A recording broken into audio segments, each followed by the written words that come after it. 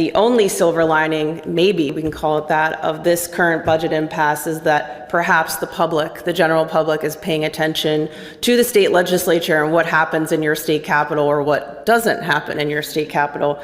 As the Senate Republicans have held the majority in the Pennsylvania State Senate for 31 years, since I was 10 years old. You can do the math to see how old I am.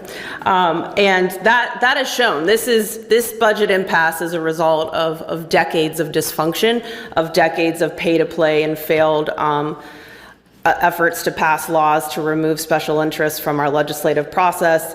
And as Senator Kaine mentioned, this is a manufactured, I call it a manufactured crisis. It's sort of like when we watch the federal government come down to the wire, as if all these things have to happen at 2 a.m., knowing your deadline, but it's just so we, the people, don't have time to read it.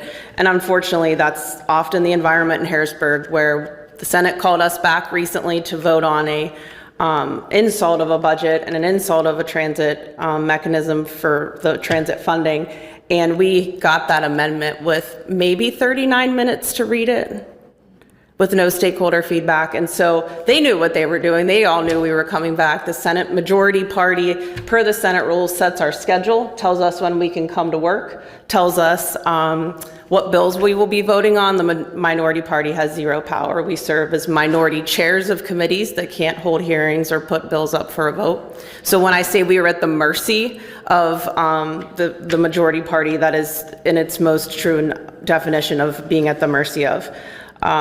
We can try to amend bills, and we will be voted down and tabled, and the Senate rules also allow for a majority vote to end all floor debate.